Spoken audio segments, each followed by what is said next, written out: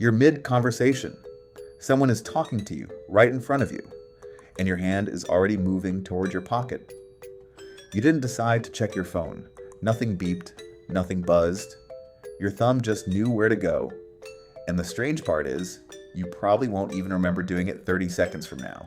You've been told this is a bad habit, a discipline problem, something you need an app, a timer, or more willpower to fix.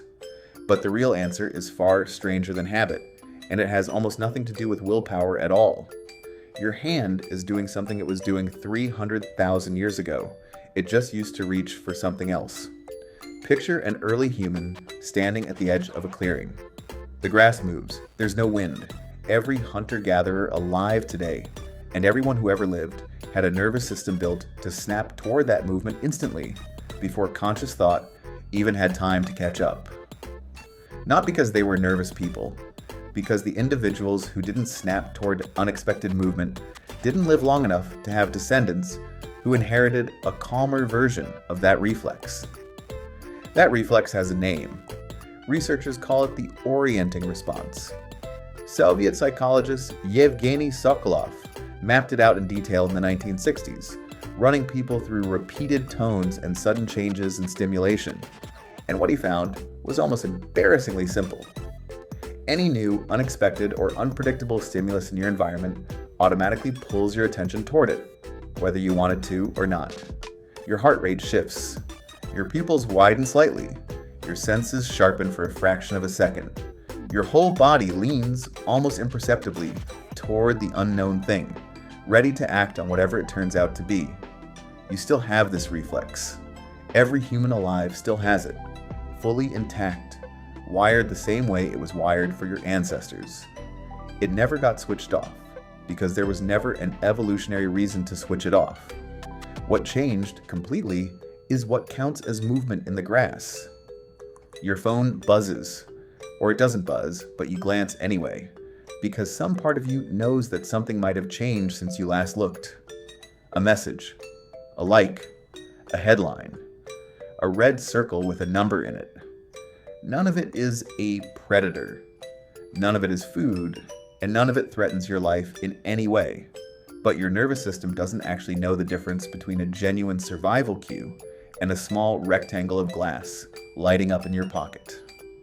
It responds to novelty and unpredictability in exactly the same way. Whether the payoff on the other end is a saber-toothed cat or a stranger's comment on a photo you posted an hour ago. But movement in the grass was never the only thing your ancestors' nervous systems were built to track. Anthropologist Robin Dunbar spent years studying something that looks, on the surface, like idle chatter. Gossip. Who said what to whom? Who can be trusted and who can't?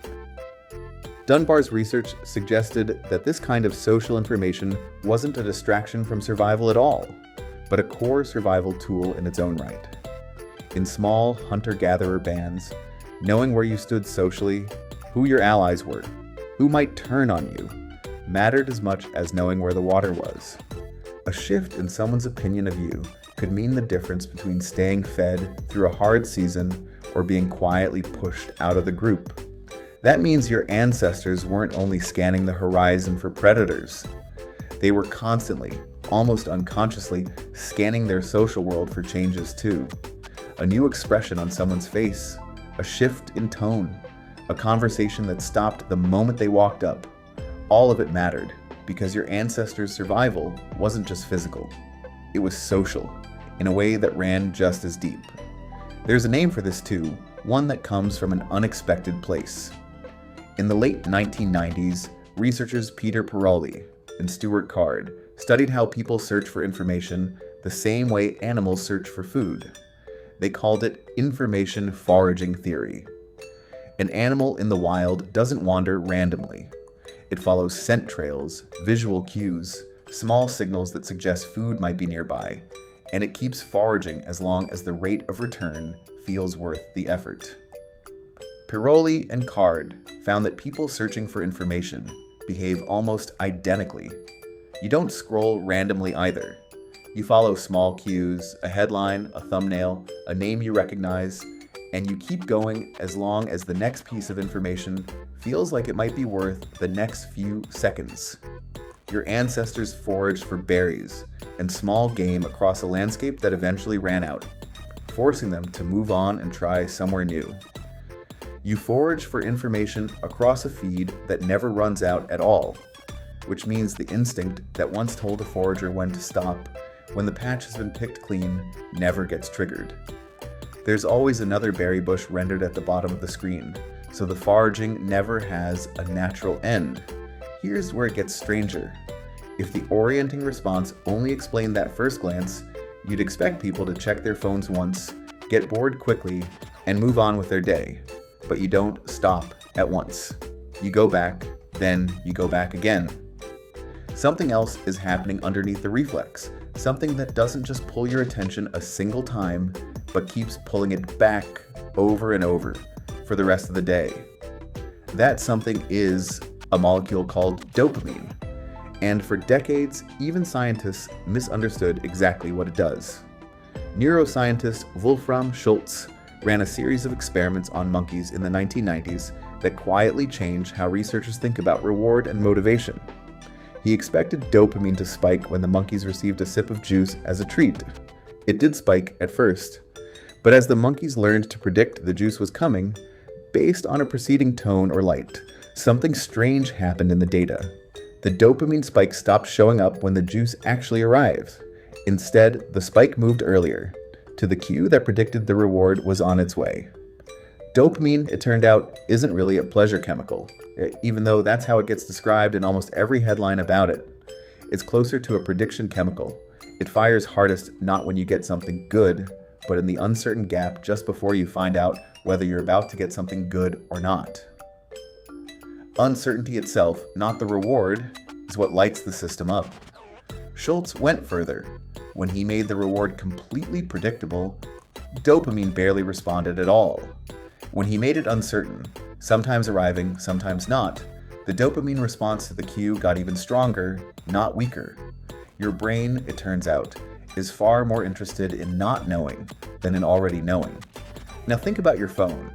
Every single time you check it, you don't know exactly what you're going to see. Maybe nothing new at all, maybe something forgettable, maybe the exact thing you were quietly hoping for. That uncertainty is not a flaw in the design of the device sitting in your pocket. It's the entire engine running underneath almost everything you do on it. There's a second piece to this puzzle, and it comes from a very different kind of laboratory, decades earlier. In the 1950s, psychologist B.F. Skinner ran a long series of experiments with pigeons, levers, and food pellets. If a pigeon received a pellet every single time it pressed a lever, it pressed the lever at a steady, unremarkable, almost bored pace. But if the pellet arrived at random intervals instead, unpredictable, sometimes right away, sometimes after a long stretch of nothing, the pigeon pressed the lever compulsively, far more often and far more urgently than when the reward was guaranteed every time. Skinner called this a variable ratio reinforcement schedule, and it turned out to be one of the single most powerful behavioral patterns he ever documented in his career. It's the same underlying pattern that makes a slot machine so much more compelling than a vending machine ever could be. A vending machine gives you exactly what you paid for, every single time, with no mystery involved. There's no gap between action and outcome, so there's very little pull to return. A slot machine gives you almost nothing, most of the time, with absolutely no way to predict when the almost nothing will suddenly turn into something. That unpredictability, and only that unpredictability, is what keeps a hand resting on the lever long after the math should have told the brain to walk away. Your phone doesn't give you a guaranteed reward every time you check it either. Sometimes there's a message waiting. Sometimes there's nothing at all. Sometimes the feed has something you genuinely care about, and most of the time it doesn't. You are, in a very literal and well-documented sense, pulling a lever built on precisely the same logic that once kept Skinner's pigeons pecking for hours. It helps to see how gradual this escalation actually was. 150 years ago, news traveled by newspaper, sometimes a day old, sometimes a week. Then came radio, delivering updates within hours instead of days. Then television, compressing that gap further, bringing images of distant events into the living room the same evening they happened. Each step trained the same ancient vigilance system to expect faster and faster updates, without ever giving it time to recalibrate for how much less each individual update actually mattered to personal survival. The smartphone didn't invent this acceleration. It simply removed the last remaining gap, the physical distance between you and the device delivering the update, and put an unlimited stream directly into your hand, available every waking second of the day. None of this happened by accident, and it's worth sitting with that for a moment. The people who design the apps living on your phone have read the same research you're hearing right now, often the exact same studies, cited by name in internal design documents. They know about Sokolov's orienting response and how reliably it captures attention. They know about Schultz's prediction-based model of dopamine and how uncertainty outperforms guaranteed reward. They know about Skinner's variable schedules and how much harder unpredictability pulls than consistency ever could. They know about Dunbar's research too, which is exactly why a small heart-shaped icon, or a number showing how many people viewed something you posted, carries so much unexplainable weight. Features like the pull to refresh gesture, the deliberately unpredictable timing of notifications, the endless scroll that never quite runs out of content to offer, weren't stumbled into by accident. They were built, carefully and iteratively, by people who understood exactly which 300,000-year-old reflexes they were reaching into your pocket to activate. Economist Herbert Simon saw part of this coming decades before smartphones existed. Back in 1971, writing about the flood of information beginning to reach ordinary people through television and print, he pointed out something simple but easy to miss. A wealth of information creates a poverty of something else, namely attention. The more information competes for your notice, he argued, the scarcer and more valuable your attention becomes, and the more effort gets poured into capturing it rather than simply providing it. Simon was describing a trend that has only accelerated since, until attention itself became something companies could measure, forecast, and compete over as directly as any other resource. Your glance at a screen isn't just a personal moment anymore. It's the product being sold to someone else, packaged and resold as an advertising impression, which is exactly why so much engineering effort has gone into making sure that glance happens as often as possible. Consider how differently each part of your phone targets a different piece of this old machinery. The notification badge exploits the orienting response, the same reflex that once caught movement in the grass. The unpredictable feed exploits dopamine's obsession with uncertainty, the same mechanism Schultz found in his monkeys. The streak counter and the daily check-in exploit the variable reward pattern Skinner documented in pigeons decades before anyone had heard the word app. And the like count, the follower count, the read receipt, all of it exploits the same social monitoring system Dunbar spent his career studying, the one that once told your ancestors exactly where they stood within the only group capable of keeping them alive. You could ask, is this really, truly the same system that once watched a tree line for movement, and the same system that once tracked whispered conversations at the edge of a fire? In every functional sense that matters, yes. Your brain doesn't have a separate, newer circuit standing by just for phones. It didn't have anywhere close to enough evolutionary time to grow one. Instead, the exact same ancient machinery that once scanned the horizon for threats, opportunities, and shifting social alliances now scans a small glowing screen for the same categories of information, just wearing a very different costume. Threat became bad news. Opportunity became a notification badge. Social standing became a number under a photo. The circuitry underneath never got the memo that the stakes had changed. Here's the part that should genuinely surprise you. This was never a story about weak willpower, and it was never a personal failing to begin with, no matter how many times you've privately blamed yourself for it. The same reflex that makes you glance at your phone mid-conversation is the reflex that once let your ancestors notice a predator they hadn't consciously registered yet, in time to actually survive the encounter, and the same instinct that once told them exactly where they stood with the people whose approval kept them fed. You are not broken, and you are not uniquely undisciplined. You are running functioning, well-tested software on hardware it was never designed for. Think for a moment about what your ancestors' environment actually offered. In terms of genuinely unpredictable stimulation, a sudden change in weather, an unfamiliar sound somewhere in the trees, a visitor arriving at camp after weeks of the exact same daily rhythm, the same faces, the same routines. These moments were rare enough that when the orienting response fired, it usually meant something worth paying attention to. The whole system was calibrated for scarcity, tuned for an environment where new information, social or physical, showed up only a handful of times a day. Your environment now offers unpredictable stimulation every few seconds if you let it. The exact same system that was built to fire a small handful of times daily, each time for a genuinely important reason, is now firing dozens or hundreds of times for reasons that have almost nothing to do with your actual survival. The reflex itself hasn't changed even slightly. The frequency of what's able to trigger it has exploded far beyond anything your biology was ever calibrated to expect. Studies tracking phone use across large groups of adults have found that the average person unlocks their phone somewhere between 50 and 80 times a day and checks it, glances included, far more often than that. Spread across 16 waking hours, that works out to a meaningful check roughly every 10 to 15 minutes, all day, every day. Compare that to the handful of genuinely novel, genuinely important signals your ancestors' environment offered across an entire day, and the mismatch stops being an abstract idea and starts looking like exactly what it is, a 1,000-fold increase in triggering frequency, aimed at a reflex that was never built to be fired that often. You might wonder whether anything close to this shows up in other primates too.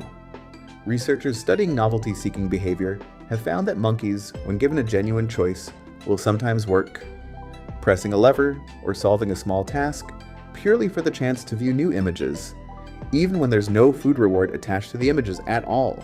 The information itself, the novelty itself, functions as its own reward, entirely separate from anything edible. You share more of this underlying wiring with your primate relatives than most people would ever guess. This is also why being separated from your phone can feel disproportionately uncomfortable, even when nothing is actually wrong.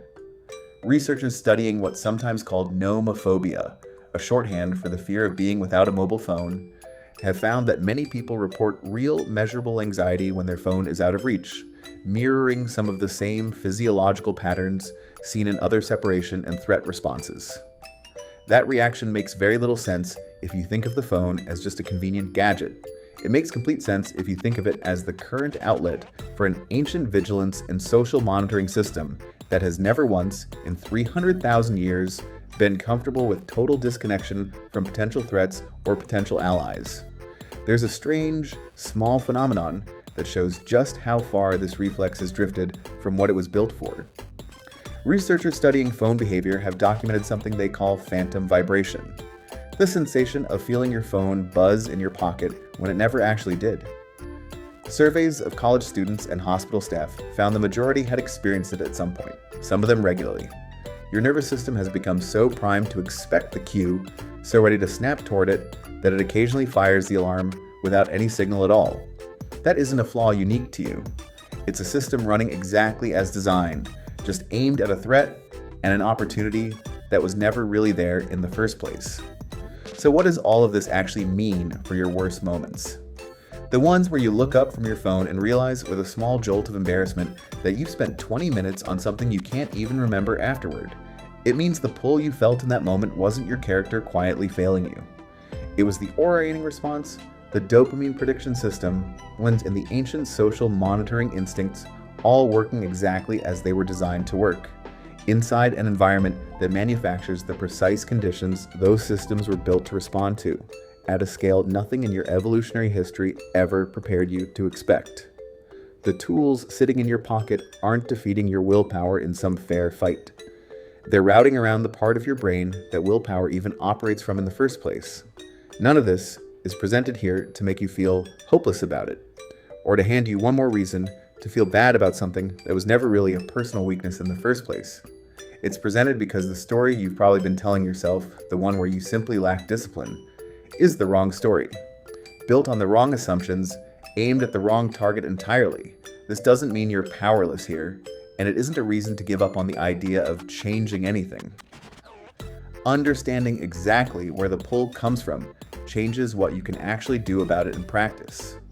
You can't out-argue an ancient reflex using willpower alone, because willpower runs on the newer, slower, more effortful parts of your brain, and the orienting response runs on parts that are much older, much faster, and much harder to consciously override in the moment. But you can change what's available to trigger the reflex in the first place. Removing unpredictable cues, silencing notifications, keeping the phone physically out of reach during focused time doesn't fight the reflex head on. It simply stops handing the reflex a reason to fire at all. There's something almost humbling in realizing that the moment you reach for your phone without consciously deciding to, you're not failing at self-control in any meaningful sense. You're demonstrating just how well your ancestors' survival systems still work, 300,000 years after they were first shaped, running now on hardware and software that neither you nor your ancestors ever asked for or could have anticipated. The same instincts that once kept a small band of people alive at the edge of a forest are still running, quietly, underneath every glance you take at a glowing screen. None of this is really about phones at all, if you follow the thread all the way back. It's about a nervous system built across hundreds of thousands of years for a world of scarce, meaningful signals, dropped without warning into a world engineered to manufacture signals every few seconds, on purpose, for profit. Your ancestors would have recognized the feeling instantly, even if the object in your hand would have baffled them completely. The tug toward the unknown thing at the edge of the field of vision. The inability to simply ignore it. The small relief, real or imagined, when it finally gets checked. That tug is older than language, older than fire, older than almost anything you recognize about being human today. And it was never going to disappear just because the thing triggering it got smaller and quieter and started fitting in a pocket.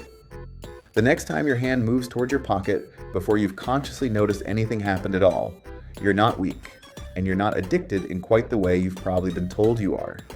You're simply an incredibly well-adapted animal, standing at the edge of a clearing, watching the grass move. It's just that the grass, this time, fits in your pocket.